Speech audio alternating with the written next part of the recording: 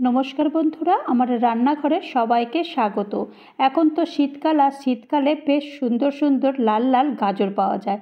আর সেই লাল লাল গাজর দিয়েই আজকে তৈরি করে ফেলেছি গাজরের পায়েস। আশা করি তোমাদের এই রেসিপিটা ভালো লাগবে, আর ভালো লাগলে অবশ্যই দেখার পর একটা লাইক করো। তো চলো, দেরি করব না, কিভাবে বানিয়েছি সেটা দেখে নিই। প্রথমেই গাজরের পায়েসের জন্য আমি 1 চামচ মতো এখানে গোবিন্দভোগের চাল নিয়েছি। এই 1 চামচ গোবিন্দভোগের চালটা নিয়ে ভালো করে ধুয়ে রেখে দিয়েছি। ধুয়ে তারপরে এটাকে ভিজোতে দেবো। তো আর তার সাথে আমি কয়েকটা কাজু নিয়ে নিয়েছি, এই 8-9টা মতো কাজু নিয়ে নিয়েছি। নিয়ে আর সামান্য একটু জল দিয়ে এটাকে ভেজাতে দিয়ে দিয়েছি। এরপরে আমি গ্যাসে কড়াই বসিয়ে দিয়েছি, দিয়ে এখানে 1 লিটার দুধ আমি নিয়ে নিয়েছি। দুধটা আমি প্যাকেটের দুধ নিয়েছি, কারণ আমার এখানে প্যাকেটের দুধটাই অ্যাভেলেবেল। তোমাদের কাছে যদি গরুর দুধ থাকে তাহলে তোমরা গরুর দুধও নিতে পারো। তো আমি এখন দুধটা ভালো করে এটা জাল দিয়ে নেব, দুধে যাতে সরটা না পড়ে। তো সেই কারণে এটা বারবার করে এটা হাতা দিয়ে নেড়ে নিচ্ছি, যাতে করে দুধে একটু সর না পড়ে। তো মোটামুটি আমি দুধটা এইভাবেই গরম করতে দেবো, আর দুধের যতক্ষণ বেশ একটু ফুট আসবে তখন আঁচটা একটু কমিয়ে নেবো। এখন আঁচটা আমার একটু ফুল ফ্লেমে রয়েছে, যাতে করে দুধটা একটু তাড়াতাড়ি ফুটে যায়। তো দেখো, দুধটা কিন্তু বেশ ফুটে গেছে। আর এখন আমি একটুখানি ভালো করে এটা নেড়ে দিচ্ছি, কারণ একটু একটু কিন্তু স্বর আমি রাখবো না বললেও কিন্তু একটু একটু স্বর এসে গেছিলো। তো সেই স্বরটাকেই একদম আমি ভেঙে দিয়েছি, যাতে করে একদম দুধের মধ্যে একদম স্বরটা না থাকে। আর এখন আমি আঁচটা একটু কমিয়ে দিচ্ছি, কমিয়ে দেওয়ার পরে তারপরে এটা আস্তে আস্তে এটাকে হতে দেব।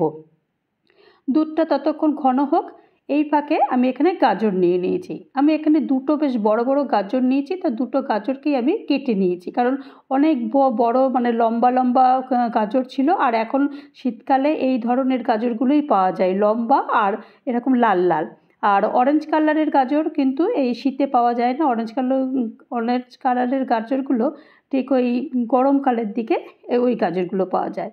তো তোমাদের কাছে যদি শীতকালের যদি এই গাজর না থেকে থাকে, যদি ওই অরেঞ্জ কালারের গাজর পেয়ে থাকো, তো সেই গাজরটা দিয়েও করলেও খুব একটা খারাপ হবে না। তবে শীতকালের এই গাজরটা দিয়ে করলে আমার মনে হয় বেশি ভালো লাগে খেতে। তো এই গাজরগুলোকে আমি ভালো করে ধুয়ে পরিষ্কার করে এটাকে পিলার দিয়ে একটু চেঁচে নিয়েছি। আর এই গ্রেটার নিয়েছি। গ্রেটারের তো সব দিকই আছে, কিন্তু আমি ওই যে দিকটা সবচাইতে আর কি বড়, সেই দিকটা আমি এটাকে গ্রেট করব, যাতে করে বেশ একটু দানা দানাও থাকে। আর মাঝের দিকটা করলে কিন্তু একদম গলে যাবে, তখন কিন্তু মানে পায়েসের মধ্যে যে একটু দানা দানা থাকবে বা গোটা গোটা থাকবে, সেটা কিন্তু থাকবে না। তো সেই কারণে এই গ্রেটারের যে দিকটা বড় দিক, সেই দিকটা দিয়ে আমি গ্রেট করে নেব। তো দেখো, আমি খানিকটা করেছি আর করে দেখাচ্ছি যে দেখো, পুরো বেশ একটু দানা দানা মতো একটু বেশ বড় বড় লাগছে। আর পায়েসেও যখন তৈরি হবে তখন বেশ একটু দানা দানাও লাগবে, খেতেও ভালো লাগবে আর দেখতেও ভালো লাগবে।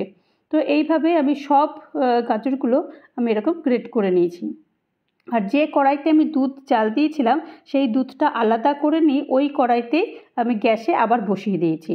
দিয়ে দেওয়ার পরে তারপরে যে গ্রেট করা গাজরগুলো, সেই গাজরগুলোর মধ্যে দিয়ে দিয়েছি। আর এখানে আমি 1/2 কাপ মতো এখানে চিনি দিয়েছি।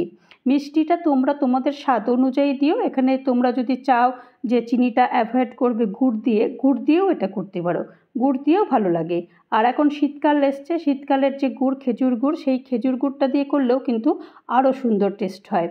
তো এখন এটাকে আমি ঢাকনা দিয়ে বন্ধ করে রেখে দিলাম, যতক্ষণ পর্যন্ত না গাজরটা একটু নরম হয়। কারণ চিনি দিয়ে মিশিয়েছি, চিনি দিয়ে একটু মেশালে তাহলে গাজর আপনা আপনি নরম হয়ে যাবে, আর আলাদা করে এই গাজরটাকে সেদ্ধ করতে হবে না।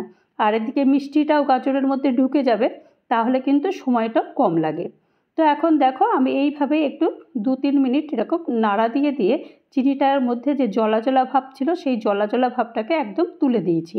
তুলে দেওয়ার পরে তারপরে এর মধ্যে দুধটা অ্যাড করব। যে দুধটা আমি আলাদা করে ঘন করে রেখে দিয়েছিলাম, সেই দুধটা আমি অ্যাড করে দিয়েছি। দুধটা দিয়ে ভালো করে আমি এখন এটাকে নেড়ে দিচ্ছি।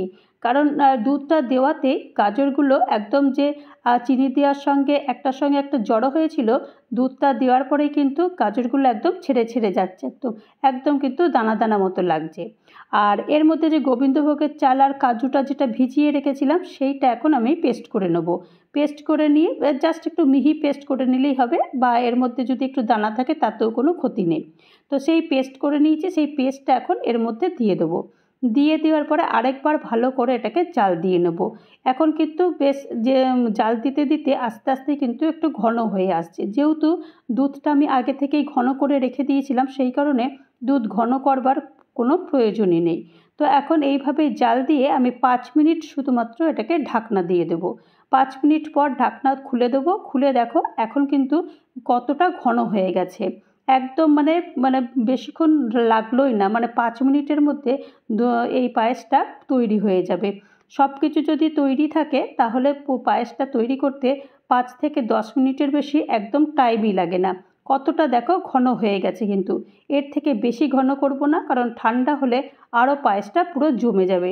তো সেই কারণে এর থেকে আর বেশি ঘন করব না। আর এখন একটু টেস্টের জন্য আমি এখানে এই 1 চামচ মতো এখানে এলাচ গুঁড়ো দিয়েছি। তোমরা যদি চাও যে এখানে ভ্যানিলা এসেন্স দিতে পারো, তাহলে ভ্যানিলা এসেন্সটাও দিতে পারো, এখানে খুব একটা খারাপ লাগে না। আমি এখানে এলাচ গুঁড়ো দিয়ে দিয়েছি। এলাচ গুঁড়ো দিয়ে দেওয়ার পরে তারপরে ভালো করে এটাকে মিক্সড করে দিচ্ছি। আর একটু টেস্টের জন্য এখানে আমি কিশমিশ দিয়ে দিচ্ছি।